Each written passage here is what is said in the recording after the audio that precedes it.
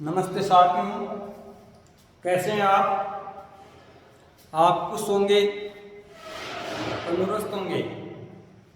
आज हम अध्ययन करेंगे विशेषण के संदर्भ में।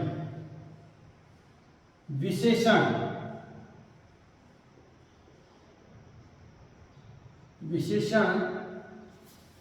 आज हम मोस्टली अध्ययन करेंगे विशेषण के संदर्भ में।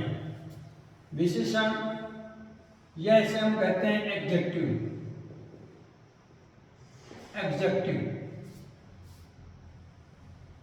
हिंदी और अंग्रेजी दोनों लैंग्वेज में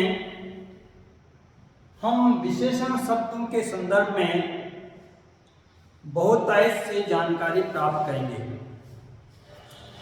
तो सबसे पहले तो विशेषण किसे कहते हैं, परिभाषा क्या है। विशेषण की परिभाषा the definition of adjective.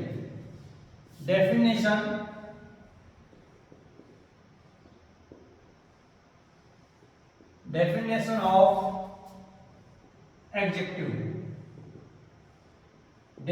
Of adjective. विशेषण की परिभाषा। पूर्व में हमने संज्ञा, सर्वनाम और क्रिया तीनों बिंदुओं पर विस्तार से जानकारी प्राप्त की। संज्ञा, सर्वनाम व क्रिया। आज इनके वीडियो मेरे इस YouTube चैनल के ऊपर आप देख सकते हैं। संज्ञा को हम कहते हैं नाउन, प्रोनाउन सर्वनाम को, और इसको कहते हैं वर्ब। इन तीनों पॉइंट पर हमने हिंदी और अंग्रेजी दोनों ही भाषाओं में जानकारी प्राप्त की थी। अब आज हमारा चौथा पॉइंट है विशेषण। अर्थात विशेषण वे शब्द होते हैं जो संज्ञा या सर्वनाम की विशेषता बताते हैं। तो विशेषण की परिभाषा हो गई, वे शब्द हिंदी या अंग्रेजी व्याकरण में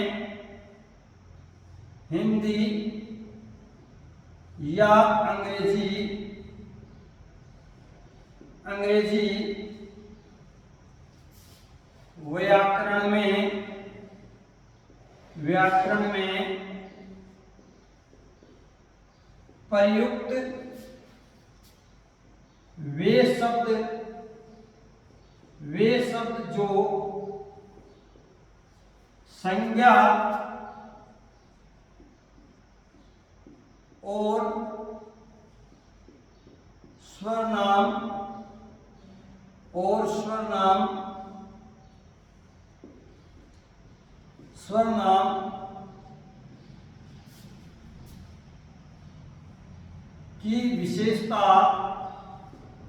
की विशेषता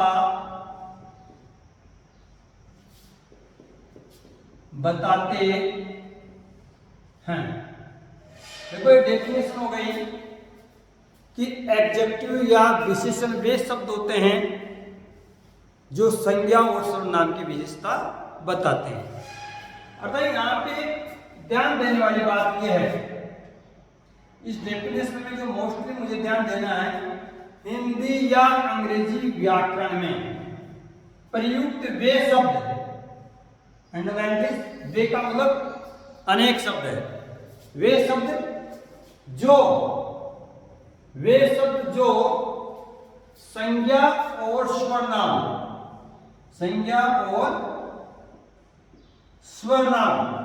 की विशेषता बताते हैं, उन्हें हम एडजेक्टिव कहते हैं। अर्थात एडजेक्टिव का मतलब हो गया कि ऐसे इंग्लिश के ऐसे वर्ड्स जो संज्ञा और सर्वनाम की क्या विशेषता है उसके संदर्भ में हमें बताएं, तो ऐसे शब्दों को हम एडजेक्टिव कहते हैं। तो हिंदी या अंग्रेजी व्याकरण में प्रयुक्त वे शब्द जो संज्ञा और सर्वनाम की विशेषता बताते हैं। अब देखें तो फिर विशेषण कितने प्रकार के हैं, इसके हमारे को नॉलेज होनी चाहिए। कि वैसे यदि देखा जाए तो हम कह सकते हैं मोहन एक अच्छा लड़का है, रीना गरीब विद्यार्थी है, मानव शरीर में 206 हड्डियां हैं, यह हड्डियां होती है, मौसम सुहावना है। इस प्रकार के अनेक शब्द, अनेक प्रकार के वाक्य हैं। जैसे मान लीजिए मैं आपको वाक्य के रूप में बताएं, पहला मोहन एक गरीब विद्यार्थी है, गरीब विद्यार्थी है, अर्थात Mohan is a poor student.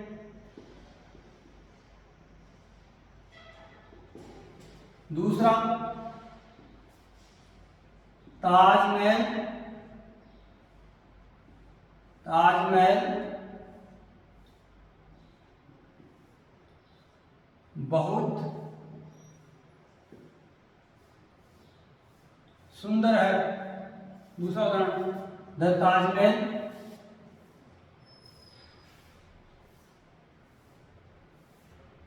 Is very beautiful.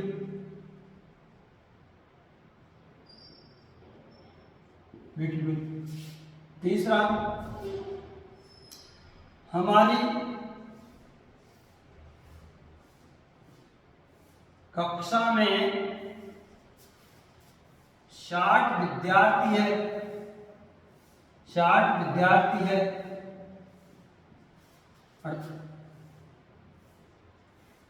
There are 60 students, 60 students in our class, in our class। ये 3 वाक्यों से हम एडजेक्टिव अर्थात विशेषण को समझने का प्रयास करते हैं। We try to understand these following 3 sentences। Mohan एक गरीब विद्यार्थी है। बाय डेफिनेशन एडजेक्टिव संज्ञा या सर्वनाम की विशेषता बताते हैं। मोहन एक संज्ञा है। यहां अगर मैं लिखूं Mohan, Mohan is a noun. Mohan एक क्या है? नाउन है, करता है। एक गरीब विद्यार्थी है, अर्थात उसकी मोहन की क्या विशेषता है? विद्यार्थी तो है, वह स्टेटस तो क्या उसका विद्यार्थी का है, लेकिन यहां पे जो एडजेक्टिव है गरीब है, गरीब अर्थात पुअर। जो पुअर शब्द है, जो पुअर शब्द है ये एक प्रकार से विशेषण है कि मोहन गरीब है। अगर मैं सीधा सीधा ये लिख देता मोहन गरीब है तो मोहन इज पुअर, तो सीधा हम कह देते कि मोहन की विशेषता बताने वाला शब्द क्या है? गरीब है, पुअर है। तो पुअर एक एडजेक्टिव है। और मोहन एक गरीब विद्यार्थी है, कल मैंने आपको नाउन के संदर्भ में पढ़ाया था। Mohan is a subject, is verb, a poor adjective, student status, किसका? सब्जेक्ट का स्टेटस है, स्टेटस को शो कर रही है। तो मैं कह सकता हूं कि मोहन की विशेषता बताने वाला शब्द गरीब है। दूसरा, ताजमहल बहुत सुंदर है। ताजमहल इज ए नाउन, संज्ञा है किसी स्थान, व्यक्ति या वस्तु या जगह के नाम को क्या कहते हैं? संज्ञा कहते हैं। तो संज्ञा की परिभाषा के अनुसार according to definition of noun, Taj Mahal is a noun. किस प्रकार के नाउन है? स्थानवाचक, किसी स्थान का नाम है, इसका ताजमहल स्थानवाचक संज्ञा है। कैसा है ताजमहल? Very beautiful. तो वेरी ब्यूटीफुल, ब्यूटीफुल क्या है? एडजेक्टिव है। अब यहां वेरी और लगा दिया, यहां क्या लगा दिया? वेरी लगा दिया। तो अब हम आगे यहां पे देखो, ब्यूटीफुल ये हो गया अपना ताजमहल, द ताजमहल। अब ताजमहल में मेरे पास ब्यूटीफुल शब्द है। अब ब्यूटीफुल है तो एडजेक्टिव है, लेकिन यहां एक शब्द और जुड़ा हुआ, वेरी, बहुत, अर्थात एडजेक्टिव को और डिवाइड करेंगे हम, एडजेक्टिव को और डिवाइड करेंगे कि ये एडजेक्टिव है, लेकिन किस प्रकार का एडजेक्टिव है? विच टाइप ऑफ एडजेक्टिव, अर्थात जो विशेषण शब्द है ये किस प्रकार का है? ब्यूटीफुल एक एडजेक्टिव वर्ड है, लेकिन very beautiful the type of, which type of adjective word है? किस प्रकार का विशेषण शब्द है? तो इसके संदर्भ में जानकारी लेंगे, लेकिन ये क्लियर हो गया कि वेरी ब्यूटीफुल एक एडजेक्टिव है। अब किस प्रकार का एडजेक्टिव है, हम एडजेक्टिव के संदर्भ में विस्तार से जानकारी देंगे, तब पता पड़ेगा। हमारी कक्षा में 60 विद्यार्थी हैं। कक्षा की क्या विशेषता है? 60 विद्यार्थी हमारी कक्षा, आवर क्लास, आवर क्लास। तो there are 60 students in our class. Possessive pronoun है दो प्रकार के, वे प्रोनाउन शब्द जिनके साथ संज्ञा आती है और वे प्रोनाउन शब्द जिनके साथ संज्ञा का प्रयोग नहीं किया जाता है, पॉजिटिव प्रोनाउन वर्ड्स कहलाते हैं। जैसे दिस इज माई बाइसिकल, तो my, our, your, his, her, it ऐसे शब्द हैं जो पॉजिटिव प्रोनाउन है, जिनके साथ संज्ञा शब्द निश्चित ही आएगा, ये याद रखिए आप। My school, our school, their, their houses. इस प्रकार से जिसके साथ संज्ञा आती है, एक होता है जिसके साथ संज्ञा नहीं होते पॉजिटिव प्रोनाउन में, जिसे माइन, आवर्स, योवर्स। तो देखिए आप कि पॉजिटिव जो प्रोनाउन है इसमें और विस्तार से अगर मैंने उस दिन नहीं बताया हो तो समझ लें आप। पॉजिटिव प्रोनाउन है दो प्रकार के, एक तो विद नाउन, एक होता विद नाउन जिसके साथ नाउन लगी है, एक होता non with noun, with noun अर्थात जिसके साथ नाउन नहीं लगे। जैसे आवर स्कूल नाउन के साथ आया, पॉजिटिव प्रोनाउन, और एक ओ यू आर एस आवर्स इसके साथ संज्ञा नहीं है। मेरा ये पेन है और यह पेन मेरा, दिस इज माई पेन, यह पेन मेरा है, दिस इज माई पेन। मेरा ये पेन है, मेरा ये पेन है, माइन इज दिस पेन। दो प्रकार से वाक्य बनेगा। दिस इज माई पेन, यह पेन मेरा है, मेरा ये पेन है, mine is this pen, mine is this pen. तो अर्थात माई, आवर, योवर, देयर आदि शब्दों को कर्ता के स्थान पर प्रयुक्त नहीं कर सकते। और mine, yours, ours, theirs, its आदि शब्दों को हम सब्जेक्ट के स्थान पर प्रयोग करते हैं, तो ये पॉजिटिव प्रोनाउन है। तो कहने का मतलब ये भी हमारे को समझ में आना चाहिए, इनकी भी तो विशेषता बता सकते हैं, माइन की भी विशेषता बता सकता है, आवर्स की भी बता सकता है, योवर्स की भी बता सकता है। योवर्स बुक अर्थात योवर्स बुक की कैसी विशेषता है? Yours book is very nice in cover, अर्थात आपकी किताब कवर के रूप में बहुत ही अच्छी लग रही है, ये अच्छी है। तो आ गया वहां पे आपके पॉजिटिव प्रोनाउन की विशेषता।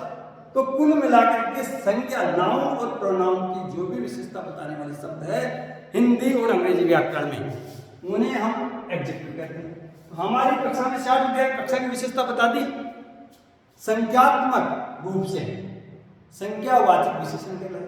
तो देखो मित्रों, ये है यहां पे कर्ता की विशेषता बता रहा है सीधा सीधा, तो कर्तावाचक विशेषण है। यहां पर भी कर्ता की विशेषता बता रहा है, इसका कर्तावाचक विशेषण है। यहां पर कक्षा की विशेषता बता रहा है, तो अब ये भी सब कर्तावाचक विशेषण लेकिन कर्ता के स्थान में बैठे हैं। लेकिन यहाँ पे देखो ग्रीव, विद्यार्थी, पुअर किस प्रकार का विशेषण है? पुअर शब्द। वेरी ब्यूटीफुल किस प्रकार का विशेषण शब्द है? और 60 स्टूडेंट्स किस प्रकार का विशेषण शब्द है?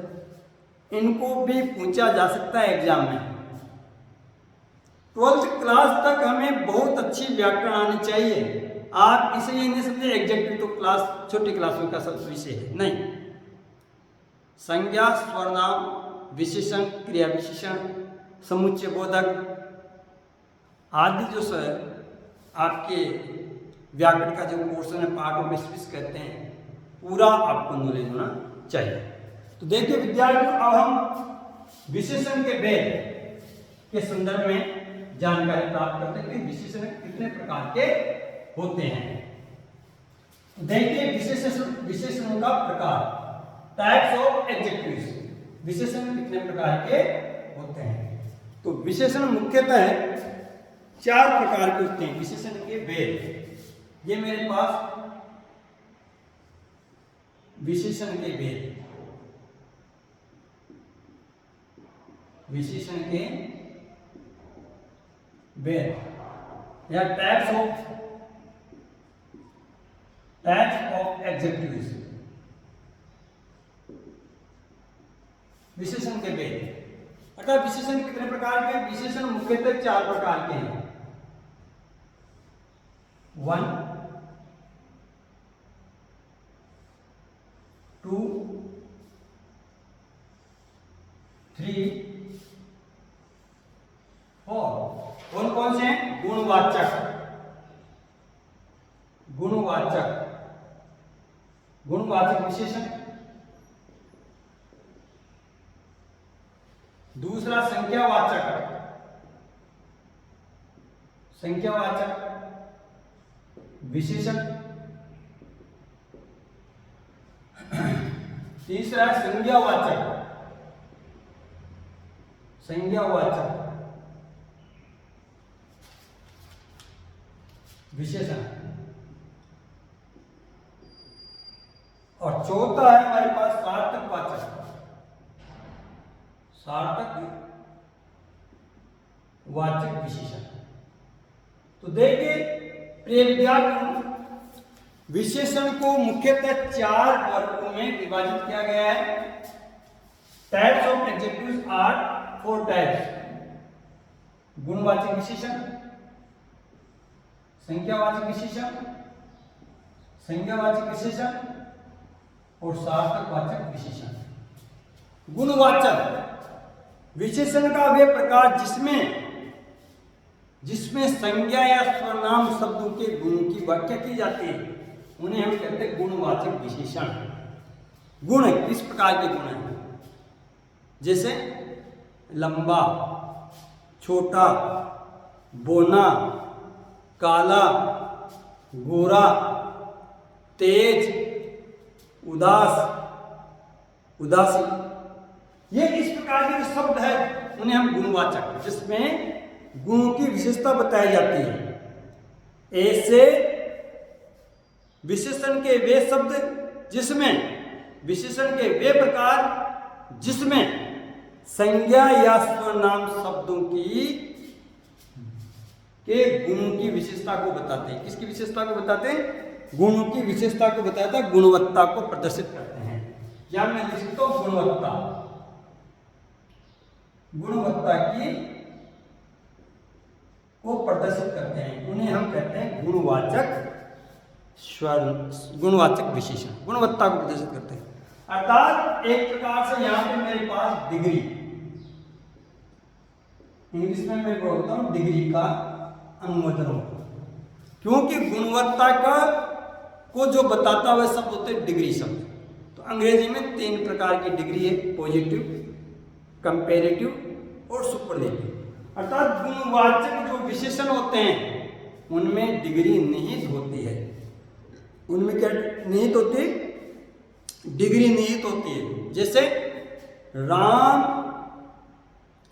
Is a handsome boy, Ram is a handsome boy. तो जो हैंडसम शब्द है वो एक विशेषण है। अब जब राम 2 की तुलना में ज्यादा हैंडसम हो तो फिर कंपैरेटिव आ जाएगी। तो Ram is more handsome than Sovan, Ram is more handsome than Sovan, तो ये कंपैरेटिव हो गई। अब राम पूरे ग्रुप में ही सबसे ज्यादा सुंदर है, तब हम कहेंगे सुपरलेटिव। तो इस प्रकार से जो विशेषण शब्द होते हैं उनमें गुणवाचक जो विशेषण है उनमें मेरे पास गुणवत्ता का उल्लेख होता है। तो 3 प्रकार की डिग्री हैं, पॉजिटिव डिग्री, कंपैरेटिव डिग्री और सुपरलेटिव डिग्री। जैसे गुड, GWD गुड मतलब अच्छा, फिर बाद में बेटर और फिर बाद में बेस्ट। ये 3 रूप हमारे को याद होनी चाहिए। इसी प्रकार से अनेक शब्द है जो शब्दों के शब्द कौन से? नाउन नहीं, प्रोनाउन नहीं, एडजेक्टिव वर्ड्स की हमें डिग्रियां याद होनी चाहिए कि किस किस एडजेक्टिव वर्ड्स के आगे मोर लगाते हैं, किसके आगे मोस्ट लगाते हैं, और किन के ऐसे कौन कौन से एडजेक्टिव वर्ड्स है जहाँ पे मोर और मोस्ट नहीं लगाया जाता है। जैसे मोर ब्यूटीफुल, मोस्ट ब्यूटीफुल हो गया, मोर हैंडसम, मोस्ट हैंडसम हो गया। किसी में यार लगाते हैं, किसी में EST लगाते हैं। लॉन्ग, लॉन्गर, लॉन्गेस्ट हो गए। बिग, बिगर और बिगेस्ट हो गए। स्मॉल, स्मॉलर, स्मॉलेस्ट हो गए। तो ये किसी में ER, किसी में EST लगाते हैं, किसी में मोर लगाते हैं, किसी में मोस्ट लगाते हैं, और किसी का रूप बिल्कुल चेंज हो जाता है। तो इस कारण इसके गुणवाचक विशेषण के अंतर्गत हम किसका अध्ययन करते हैं?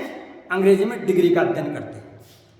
तो ये गुणवाचक विशेषण की एक विशेषता होती है जहाँ पे डिग्रियां भी निहित होती है और गुणवत्ता के संदर्भ में बात की जाती है। शानदार, जानदार, तो गुणवाचक विशेषण में देखिए आप यहाँ पे लिख सकता हूँ मैं शानदार, शानदार, जानदार, शानदार, जानदार, सुंदर, छोटा, सुंदर, छोटा, ऐसे जो शब्द होते हैं ये सब गुणवाचक है। ये शब्द कैसे हैं? गुणवाचक। जैसे रामायण एक विशाल ग्रंथ है, गुण, रामायण का क्या गुण बता रहा है? रामायण एक विशाल ग्रंथ, विशाल क्या है? बहुत बड़ी किताब, विशाल ग्रंथ है। तो यहाँ पे रामायण की विशेषता विशाल के रूप में बताई गई। इसी प्रकार से सोमनाथ पुराने मंदिरों में से एक है, सोमनाथ पुराने मंदिरों में से एक है। तो ये भी गुणवाचक है कि सोमनाथ मंदिर की विशेषता बताई गई। जितने भी पुराने मंदिर हैं उनमें से सोमनाथ एक मंदिर है। इसी प्रकार से भारत में अच्छे लोग रहते हैं, अर्थात भारत की विशेषता बताती है कि हमारे देश में, भारत में रहने वाले जितने व्यक्ति हो सबके सब अच्छे हो, ये आवश्यक नहीं, लेकिन अच्छे लोग रहते हैं। अर्थात अधिकांश लोग अच्छे हैं या पूरे व्यक्ति अच्छे हैं। अर्थात भारत में अच्छे लोग रहते हैं। कुतुब मीनार ऊंचा है। कुतुब मीनार क्या है? ऊंचा है। तो कुतुब मीनार की विशेषता बता दी। तो कहने का तात्पर्य जब गुणवत्ता बताए जाते हैं, गुणवत्ता में डिग्री आती है, तो उसे हम गुणवाचक विशेषण कहते हैं। कौन सा कहेंगे? गुणवाचक विशेषण। दूसरा होता है संख्यावाचक विशेषण, जहां संख्या का बोध हो, जहां संख्या का बोध हो, अर्थात एक संज्ञा व सर्वनाम के वे शब्द जहां संख्या के द्वारा विशेषता बताई जाती है, उन्हें हम संख्यावाचक विशेषण कहते हैं। अब संख्याएं भी संख्यावाचक विशेषण है, ये भी दो प्रकार की, सीमित संख्यावाचक और असीमित संख्यावाचक। अर्थात जहां पे गिना जा सकता है वह सीमित, और जिसको नहीं गिना जा सकता है वह असीमित होती है। तो संख्यावाचक है, जैसे कक्षा में 60 विद्यार्थी है, अर्थात संख्यावाचक सीमित संख्यावाचक। निश्चय संख्यावाचक, एक अनिश्चित संख्यावाचक, जैसे नेताजी की भीड़ में, नेताजी की सभा में बहुत भीड़ थी। अब यहाँ पे बहुत भीड़ थी, सीमित नहीं है, 1000 है, 2000 है, 3000 है, लाख है, 10 लाख। तो कहने का मतलब है कि संख्यावाचक विशेषण का तात्पर्य हुआ जहाँ पे संख्या की जानकारी दी जाती है, उसे हम संख्यावाचक विशेषण कहते हैं। जैसे हमारे शरीर में 206 हड्डियां होती है, तो ये फिक्स है। इसी प्रकार से समुद्र में 5 महासागर है। हर समुद्र में कौन कौन से महासागर है? 5 है। इसी प्रकार से एक सप्ताह में 7 दिन होते हैं, तो संख्यावाचक, जहाँ संख्या का बोध होता है वह संख्यावाचक विशेषण शब्द कहलाते हैं। एक संज्ञावाचक विशेषण शब्द, देखो संज्ञावाचक अर्थात ऐसे शब्द जो संज्ञा सर्वनाम की विशेषता संज्ञा के रूप में बता रहे हो, उन्हें हम संज्ञावाचक विशेषण शब्द कहते हैं। तो संज्ञावाचक विशेषण शब्द, और इसी प्रकार से हम सार्थकवाचक, अर्थात जहाँ पे मेरे पास संपूर्णता, सार्थकवाचक विशेषण शब्द का मतलब है संपूर्णता लिए हुए एक पूरे ग्रुप के संदर्भ में कोई बात की जाए तो उसे मैं कहता हूँ सार्थकवाचक विशेषण शब्द कहते हैं। तो देखिए विद्यार्थी, संख्यात्मक विशेषण जो शब्द है ये 2 प्रकार के होते हैं, निश्चित संख्यात्मक और अनिश्चित संख्यात्मक। ऐसे परिमाणवाचक विशेषण शब्द होते हैं निश्चित परिमाण के और अनिश्चित परिमाण के। तो ये एक बहुत बड़ी वेराइटी है, एक बहुत बड़ी वेराइटी है कि जैसे अगर संख्या निश्चित है तो मैं कहूँगा कि जैसे पूर्णांक के रूप में संख्या हो सकती है, अपूर्णांकित हो सकता है। पूर्णांक में जैसे पूर्णांक रूप में, अर्थात धनात्मक पूर्णांक की बात करें, मेरे विद्यालय में 1500 विद्यार्थी अतः एक पूरा धनात्मक पूर्णांक 1500। और ऐसे गए मेरा वजन 40 किलो है, अर्थात ये भी पूरा का पूरा आपका पूर्णांक है। लेकिन ये कहे मैं प्रतिदिन 1.5 किलोमीटर दौड़ता हूँ, तो पूर्णांक शब्द नहीं, ये कौन सा शब्द नहीं है? पूर्णांक नहीं, अतः अपूर्णांक बोधक कहलाएगा, अपूर्णांक बोधक कहलाएगा। तो इस प्रकार से समुद्र में अथाह पानी है, मात्रात्मक है। तो कहने का तात्पर्य एग्जेक्टिव का मतलब क्या होता है कि वे शब्द जो संज्ञा व सर्वनाम शब्द की विशेषता बताते हैं उन्हें हम एग्जेक्टिव कहते हैं, ये याद रखना। और एग्जेक्टिव मुख्यतः 4 भेद होते हैं, गुणवाचक, संख्यावाचक, संज्ञावाचक और सार्थकवाचक विशेषण होते हैं। क्लियर हो गई बातें? तो एग्जेक्टिव के संदर्भ में हिंदी और इंग्लिश में हमने भली भांति जानकारी प्राप्त कर ली। तो देखिए विद्यार्थियों, आप अच्छी तरह समझ लें कि सबसे पहले हमें आना चाहिए संज्ञा क्या है, सर्वनाम क्या है, फिर विशेषण क्या है। अब कल हम इसके क्रिया विशेषण के संदर्भ में पढ़ेंगे, क्योंकि कल हमने क्रिया का अध्ययन किया था। तो जो क्रियाओं की विशेषता बताने वाले शब्दों को क्रिया विशेषण कहते हैं। और अगर चाहे तो काफी लंबे तक होते हैं, हम कितना भी पढ़ सकते हैं। अब देखिए हम गणित विषय के संदर्भ में जानकारी प्राप्त करें। हिंदी इंग्लिश में एग्जेक्टिव्स की जानकारी कर ली, अब गणित में देखिए। कल हमने अर्थात गणित में हमने संख्याओं के संदर्भ में जानकारी प्राप्त की, भिन्न संख्याओं के संदर्भ में जानकारी प्राप्त की। आज हम जानकारी प्राप्त करेंगे ज्यामितीय आकृतियां। ज्यामितीय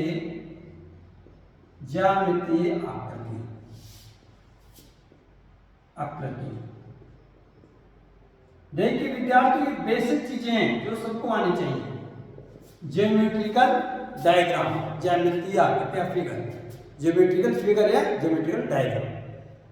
तो सबसे पहले ज्यामिति किसे कहते हैं? ज्या भूमि, समतल। तो भूमि और समतल में तो अंतर होता है, अर्थात वे आकृतियां जो भूमि पर स्थित है या भूमि पर स्थित वस्तुओं के द्वारा निर्माण किया जाता है, उन्हें हम ज्यामितीय आकृतियां कहते हैं। तो ज्यामितीय आकृति में सबसे पहले हम पढ़ते हैं समतल। समतल क्या है? प्लेन, इंग्लिश में बोलते हैं प्लेन। समतल क्या है? ज्यामिति की वह आकृति जिसे चारों दिशाओं में फैलाया जा सकता है, उसे हम समतल कहते हैं। तो समतल की परिभाषा अगर पूछे तो ज्यामिति की वह आकृति जिसे चारों दिशाओं में फैलाया जा सकता है, उसे हम समतल कहते हैं। जैसे मैदान, ब्लैकबोर्ड, दीवार, छत,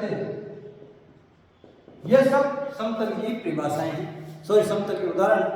और समतल क्या होता है? जिसको हम चारों दिशाओं में फैला सकते हैं, इसी ज्यामितीय आकृति जिसे हम चारों दिशाओं में फैला सकते हैं, उसे हम समतल कहते हैं। समतल को प्राय हम पाए द्वारा व्यक्त करते हैं। किसके द्वारा? पाए द्वारा व्यक्त करते हैं। समतल को किसके द्वारा व्यक्त करते हैं?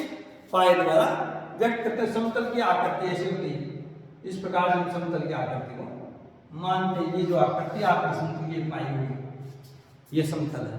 तो इसको लिखेंगे समतल है। ये क्या समतल? इसको किसके द्वारा व्यक्त कर दिया मैंने? पाए द्वारा व्यक्त कर दिया। तो ये समतल की आकृति ऐसी होती है, क्योंकि इसको मैं चारों दिशाओं में बढ़ा सकता हूं, इसलिए समतल कहलाता है। समतल के कौन कौन से उदाहरण है? ब्लैकबोर्ड है, छत है, तल है, दीवार है, ये सब क्या है? मैदान है। ये सब समतल के उदाहरण है, उसको हम पाए द्वारा व्यक्त करते हैं। और यदि समतल एक से ज्यादा हो तो उन्हें हम पाए 1, पाए 2, पाए 3 इस प्रकार से व्यक्त कर सकते हैं। जब मैं समतल कक्षा 12th में समतल के संदर्भ में पढ़ाऊंगा, तब आपको और भी विस्तार से इसकी जानकारी दिया गया। समतल एक विमीय भी हो सकता है, द्विविमीय भी हो सकता है और त्रिविमीय भी हो सकता है। समतल एक विमीय भी हो सकता है, एक दिशा में बढ़ रहा, एक विमीय। द्विविमीय भी हो सकता है, अर्थात दो दिशा में जा रहा है, द्विविमीय। और त्रिविमीय भी हो सकता है। तो समतल तीनों ही विमा में विद्यमान होता है, इसलिए हम इसको एक विमीय समतल, द्विविमीय समतल और त्रिविमीय समतल भी कहते हैं। जैसे समतल का समीकरण क्या होता है? ax + by + cz प्लस का d = 0, जहां x, y और z क्रमशः x, y और z को निरूपित करते हैं। x, y और z को निरूपित करते हैं कौन? ax + by + cz प्लस का d = 0, ax + by + cz plus का d = 0। ये एक समतल का समीकरण है। ये क्या है? समतल का समीकरण है, जहां कैपिटल A, B और C वास्तविक संख्याएं हैं। कैपिटल A, B और C क्या है? वास्तविक। A, B और C और D वास्तविक संख्या है, जहां D को मैं अचर राशि कहूंगा, तब A को x का गुणांक, B को y का गुणांक और C को z का गुणांक करता हूं। क्लियर है? तो मेरे पास अनेक प्रकार के समतल का मतलब हो गया कि मुझे ये आना चाहिए एक ऐसी ज्यामितीय आकृति जिसे चारों दिशाओं में फैलाया जा सकता है, उसे हम समतल कहते हैं। समतल को पाए द्वारा व्यक्त करते हैं। विमा के रूप में समतल एक विमीय, द्विविमीय और त्रिविमीय भी हो सकता है। समतल की एक विशेषता भी होती है, एक महत्वपूर्ण विशेषता है, कि समतल पर स्थित प्रत्येक वस्तु समतल के साथ 90 डिग्री का एंगल बनाती है। तो ये याद रखिए आप, समतल पर स्थित अर्थात प्रत्येक वस्तु समतल पर स्थित होती है। मैं समतल पर स्थित हूं, दीवार समतल पर स्थित है, बेंच समतल पर स्थित है, मकान समतल पर स्थित है, पेड़ समतल पर विद्यमान, समतल पर उगे हुए। तो अर्थात जितनी भी वस्तुएं होती है, जैसे मेरा पेन समतल पर गिर गया, तो यह सब समतल के साथ 90 डिग्री का एंगल बनाते हैं। अर्थात समतल पर स्थित प्रत्येक वस्तुएं समतल पर लंबवत होती है। अर्थात समतल से एक रेखा भी गुजर सकती है, दो रेखा भी गुजर सकती है, तीन रेखा भी गुजर सकती है। अतः समतल से गुजरने वाली रेखाएं तिर्यक भी हो सकते हैं, समांतर भी हो सकती है। इसका समतल एक विस्तृत भाग है। समतल क्या है? एक विस्तृत भाग है, लेकिन ये कहां से है? आपके प्राइमरी पोजीशन से है। तो समतल को पाए द्वारा व्यक्त करते हैं। समतल पर स्थित प्रत्येक वस्तु समतल पर लंबवत होती है। समतल को हम सदिश रूप में भी निरूपित करते हैं। सदिश रूप में भी समतल को निरूपित किया जा सकता है, कार्तीय रूप में भी समतल को निरूपित किया जा सकता है। समतल के कई रूप में, दो प्रकार से समतल को निरूपित कर सकते हैं, सदिश रूप में और कार्तीय रूप में, जो मैं कक्षा 12 में आपको पढ़ाऊंगा। तो ये हो गया समतल। सेकंड ज्यामितीय आकृति होती है मेरी बिंदु। बिंदु पॉइंट, वह ज्यामितीय आकृति जिसकी ना कोई लंबाई होती है, ना कोई चौड़ाई होती है और ना कोई ऊंचाई होती है, उसे हम बिंदु कहते हैं। अर्थात बिंदु एक ऐसी ज्यामितीय आकृति है जो ज्यामिति पर के प्रत्येक आकृति पर स्थित होते हैं। प्रत्येक आकृति पर इस होता बिना बिंदुओं के संयोजन के हम किसी भी ज्यामितीय आकृति का निर्माण नहीं कर सकते। अर्थात समतल पर अनेक बिंदु होते हैं। ये मेरे पास समतल है, देखिए मित्रों, मैं ऐसे भी लिख सकता हूँ समतल को, ये भी बना सकता हूँ। ये समतल है मेरे पास, इस पर अनेक बिंदु हैं, 1 2 3 4 5 6 7 8, और ये बिंदु लगाकर मैं इनको बिंदु निर्दिष्ट किया। बिंदु ए, बिंदु बी, बिंदु सी, बिंदु डी, बिंदु ई, बिंदु एफ, इस प्रकार से बिंदु दे देंगे। तो ये बिंदु क्या है? बिंदु वह ज्यामितीय आकृति होती है जिसकी न लंबाई होती है, न चौड़ाई होती है, न मोटाई होती है, लेकिन ये सब के सब बिंदु कहाँ स्थित होते हैं? समतल पर स्थित होते हैं। और एक, दो या दो से अधिक बिंदु मिलकर के किसी ज्यामितीय आकृति का निर्माण करते हैं। जैसे एक को बी से मिलाया, बी को सी से मिलाया, तो एक रेखा बन गई, सरल रेखा बन गई, एक सरल रेखा बन गई, दोनों तरफ रेखा से बना। यदि केवल एक ही बिंदु से होकर के रेखा गुजर रही है, एक ही बिंदु से होकर के रेखा भी गुजर सकती है। एफ से होकर डी गुजर रही है और ये आगे जाकर के मान लीजिए एसी को काट रही है, तो समतल में क्या होते हैं? कोई तीन बिंदु, दो बिंदु मिलकर के एक रेखा का निर्माण कर सकते हैं, एक रेखाखंड का निर्माण कर सकते हैं। और एक बिंदु से हम अनेक रेखाएं गुजर सकती है। अर्थात रेखा किसे कहते हैं? जो समतल की दोनों दिशाओं में अनंत तक जाती है। दो दिशा होती है, रेखा क्या होती है? दो दिशा होती है। किरण की क्या होती है? किरण किसे कहते हैं? समतल पर स्थित किसी बिंदु से एक निर्दिष्ट दिशा में अनंत तक गमन करे, उसे हम किरण कहते हैं। अर्थात एक शीर्ष उसका निश्चित हो गया, उसको हम किरण कहते हैं। तो देखो आप, समतल एक बहुत बड़ा विषय है। समतल पर सब प्रकार की आकृतियां, समतल पर 3 पॉइंट दे रखे हैं आपको, ए, बी और सी। यदि मैं तीनों पॉइंट बोले, ए को बी से, ए को सी से, बी को सी से, तो एक त्रिभुज का निर्माण होता है। अर्थात ये तीनों त्रिभुज मिलकर के मेरे पास तीनों पॉइंट मिलकर के त्रिभुज का निर्माण करते हैं। यदि मेरे पास ये आकृति बंद हो गई, इसका त्रिभुज कहता हूं, लेकिन आकृति बंद नहीं होती, ए को बी से मिला जाता है, बी को सी से मिला जाता है, लेकिन सी को ऐसे नहीं मिलाता, तो कोण का निर्माण करते हैं। अर्थात समतल पर स्थित बिंदु निश्चित रूप से किसी न किसी ज्यामितीय आकृति का निर्माण करते हैं। दो बिंदु मिलकर के रेखा का निर्माण करते हैं। वह रेखा चाहे सरल रेखा हो सकती है या वक्र रेखा हो सकती है। जैसे मान लीजिए एक बिंदु मेरे पास है, एक बिंदु मेरे पास है, ये बिंदु ए और ये बिंदु बी, इस प्रकार से मैंने इसको ऐसे कर दिया। ये मेरी वक्र रेखा, ए भी एक वक्र रेखा हो, ये भी क्या हुए वक्र रेखा हो। तो इस कारण समतल एक बहुत बड़ी वाक्य है। रेखाखंड देखो, समतल के संदर्भ में पढ़ा, बिंदु के संदर्भ में पढ़ा, रेखा के संदर्भ में पढ़ा, रेखाखंड के संदर्भ में पढ़ेंगे। ज्यामिति आकृति है ये भी एक, अर्थात ज्यामिति की वो आकृति जिसके दो निश्चित किनारे होते हैं, अर्थात तीर का चिन्ह लगेगा मेरे पास। ये ए और बी, इनको मैं जो नदी के दो किनारे, दोनों किनारों को अगर मैं आपस में एक रस्सी के द्वारा दोनों किनारों पर एक कोटा गाड़ करके एक रस्सी को बांध दूं तो ये रस्सी मेरे पास रेखाखंड का निर्माण करेगी, अर्थात इन पर तीर का चिन्ह नहीं होता है। तो रेखा का जो खंड होते हैं, रेखा को तोड़ करके जो खंड है, जो आकृति बनाई जाती है उसे हम रेखाखंड कहते हैं। उसे क्या बोलते हैं? रेखाखंड कहते हैं। तो रेखा है, किरण है, बिंदु है, इनका भी नॉलेज होना चाहिए। अब जरूरी नहीं है कि सरल रेखा की आकृतियां बने। सरल रेखा की आकृतियां कौन कौन से? सरल रेखाओं से बनने वाली आकृतियों को सरल रेखा की आकृतियां कहते हैं। अब सरल रेखाओं से बनने वाली आकृति कौन कौन सी है? कौन भी है, संरेख रेखाएं भी, अर्थात वे रेखाएं जो एक दूसरे के साथ 180 डिग्री का कोण बनाती है उसे हम संरेख रेखाएं कहते हैं। जैसे ये यहाँ ये पॉइंट है, ये रेखा इधर जा रही है, ये दोनों तरफ जा रही है रेखा, यहाँ पे एक दूसरे के साथ 180 डिग्री का एंगल बना रही है, पाई डिग्री का, तो इसे हम संरेख बिंदु कहते हैं।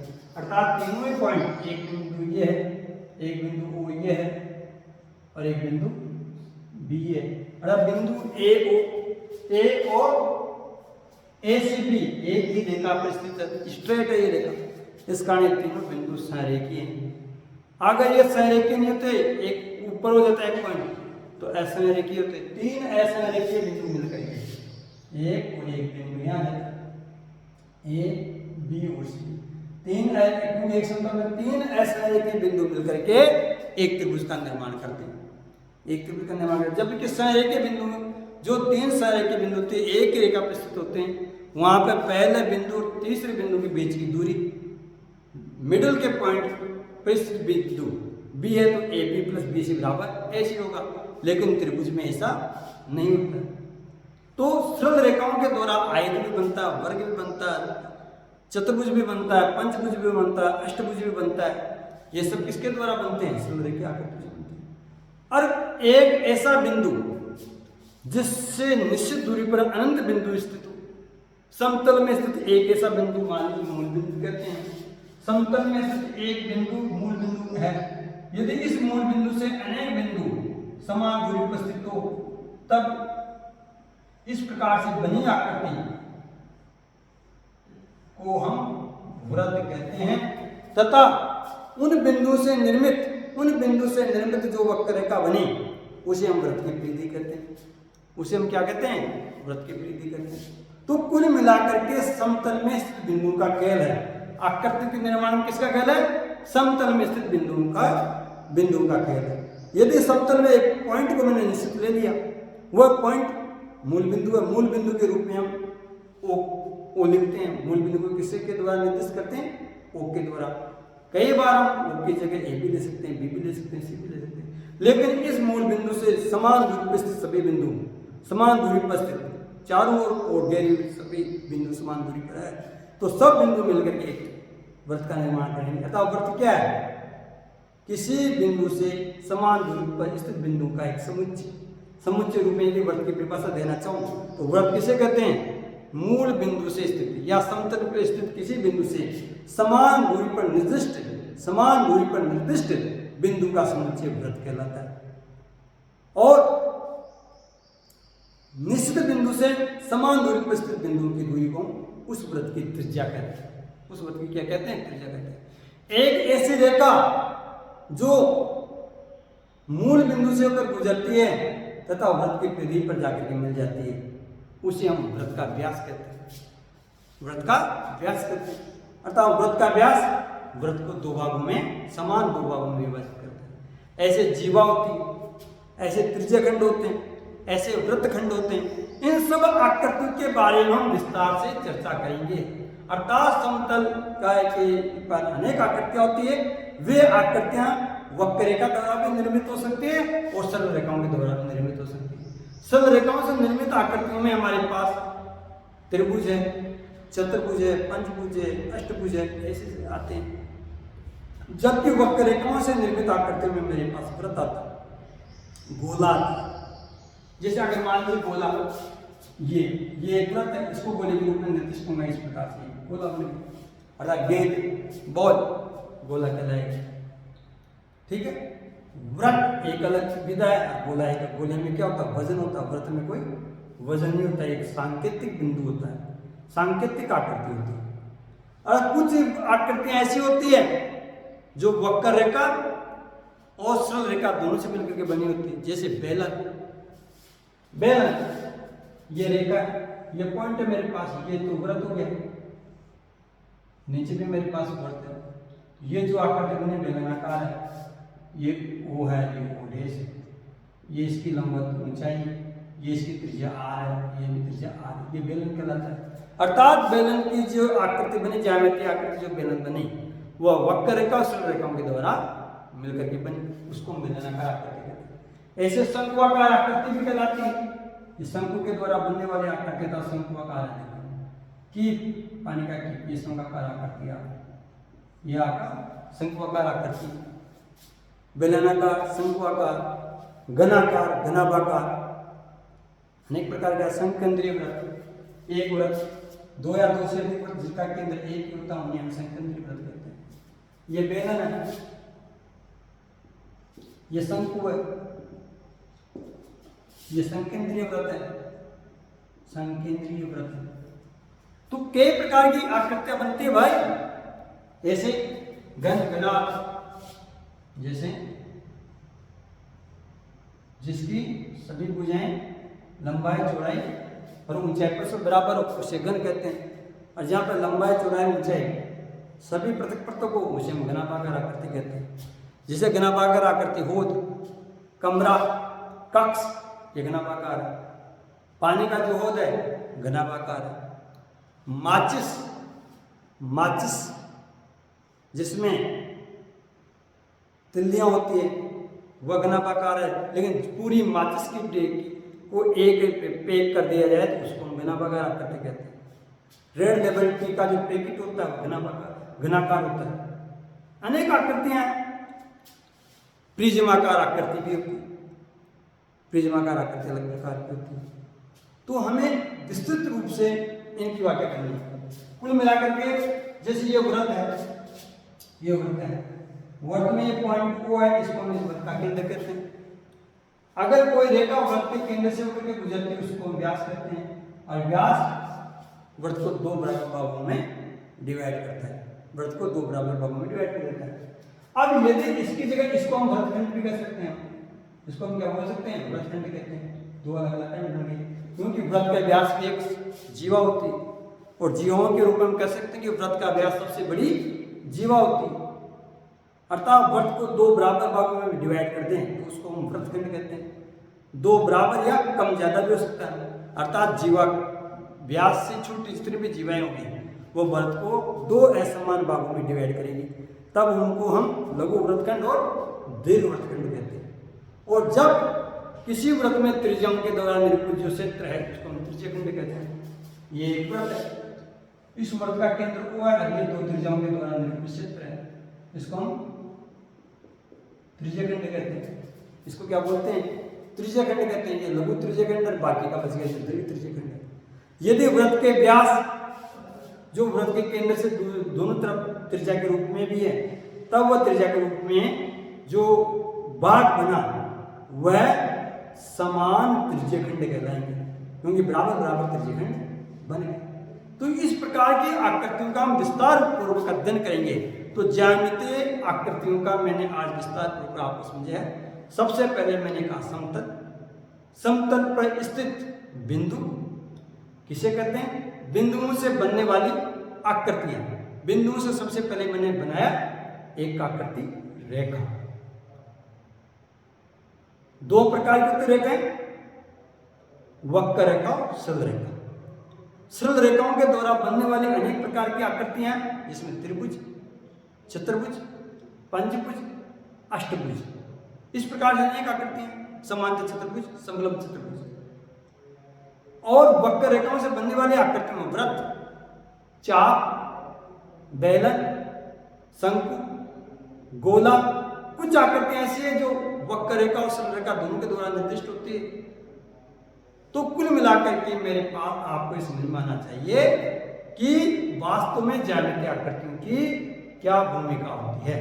तो देखिए प्यारे विद्यार्थी, आप ज्यामितीय आकृति के संदर्भ में विस्तार पूर्वक समझ चुके हैं कि समतल किसे कहते हैं, बिंदु किसे कहते हैं, किरण किसे कहते हैं, रेखा किसे कहते हैं, रेखाखंड किसे कहते हैं, तिर्यक रेखा किसे कहते हैं, सर्वाक्षम रेखाएं किसे कहते हैं, आसन कोण किसे कहते हैं, और एकांतर कोण किसे कहते हैं, शीर्षाभिमुख कोण किसे कहते हैं, त्रिभुज किसे कहते हैं, चतुर्भुज किसे कहते हैं, संरेखीय रेखाएं किसे कहते हैं। ये सब की सब चीजें आपकी समतल पर स्थित होती है। बेलन क्या है, शंकु क्या है, गोला क्या है, ये सब चीजें आपकी समतल पर स्थित होती है। इसका हम समतल पर स्थित जितनी भी आकृतियों का हम अध्ययन करते हैं वह सबके सब ज्यामितीय आकृतियां हैं और ज्यामिति के दोनों के अंतर्गत हम उसका अध्ययन करते हैं। धन्यवाद।